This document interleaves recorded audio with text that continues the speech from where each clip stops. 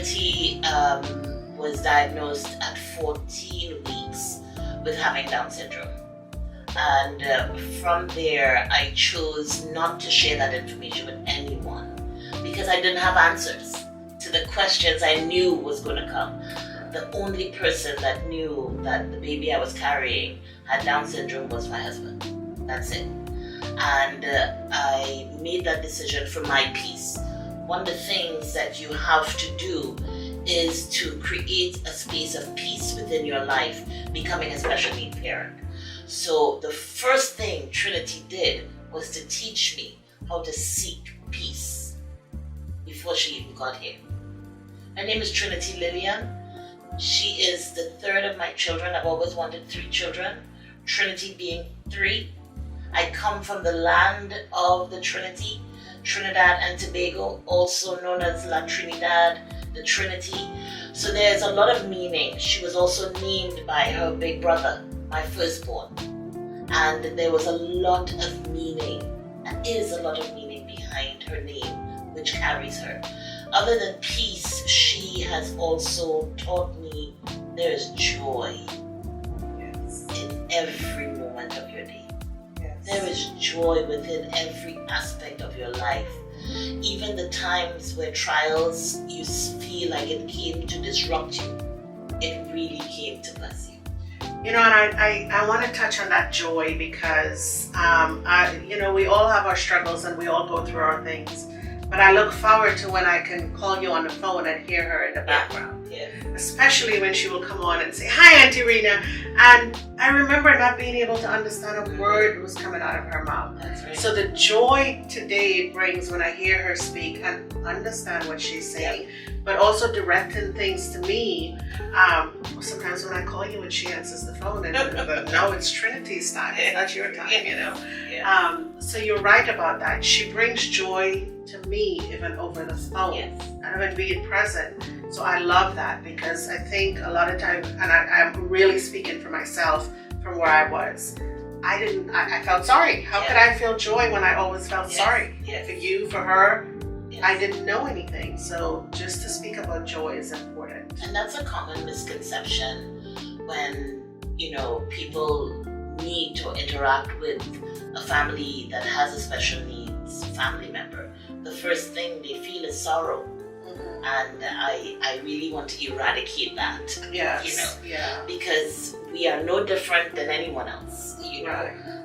Who is to say that your life experiences is on a level that is far beyond anything I'm experiencing, yet you're feeling sorry for me? I don't feel sorry for you.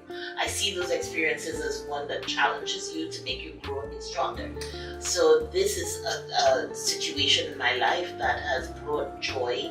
It has brought situations that challenge me to be the best version within the space that I'm in for that time.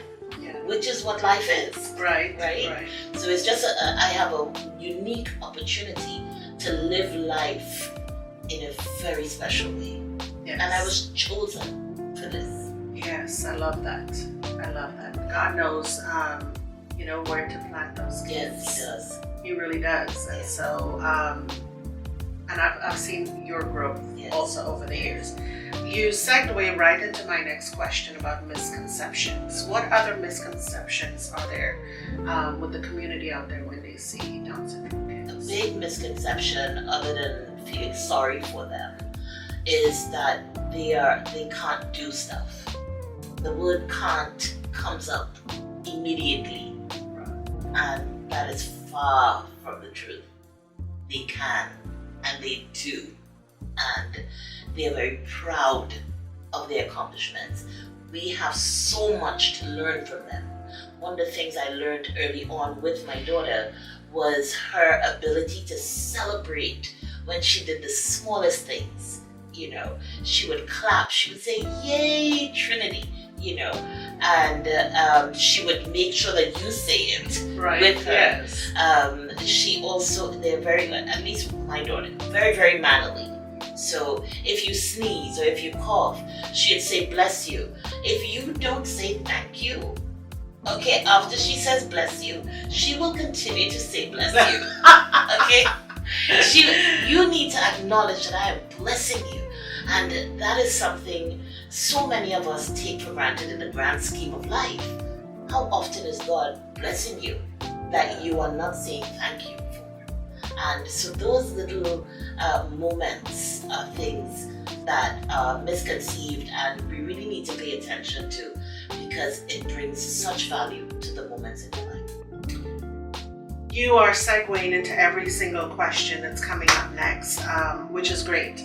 One of the things, we just talked about something and I said, are you ready for it? And you said no.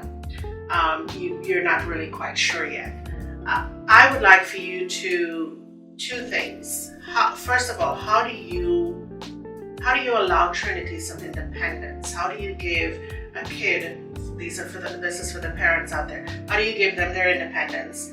And how do you prepare for the things that you don't know that's coming? Like, what would be your best advice for parents out there with Down syndrome kids? So, I'm going to say this confidently.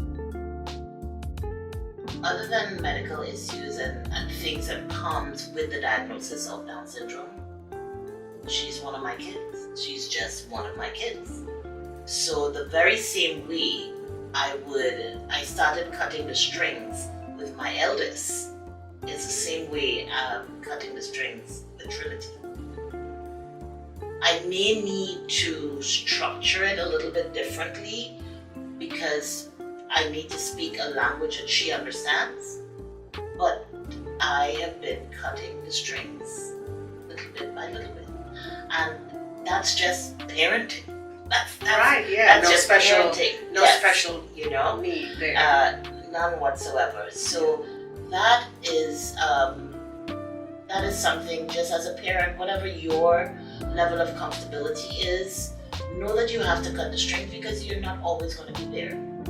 So you want to be confident, and you want them to be confident to know they can do it without you, and it's okay if I fail, I can get up and do it again.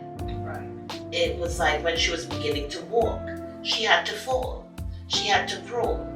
She did take longer to do certain things, but it didn't stop her from doing it. So allowing her the space to do what she needs to do and celebrating when she does stuff, even if it's not fully done, that is a big part of how I parent with her.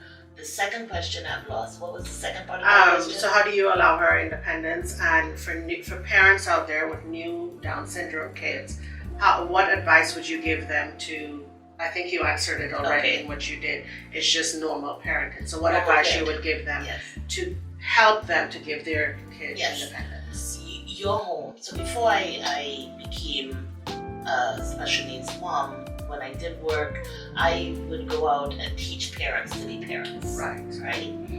One of my biggest lessons that I made sure that I was able to impart on them was, this child is coming into your world for you to build your family. Tradition is important, history is important, but you are in the position to create that for your family. Be guided by history, be guided by tradition, but don't let it define you on a level that doesn't make it yours.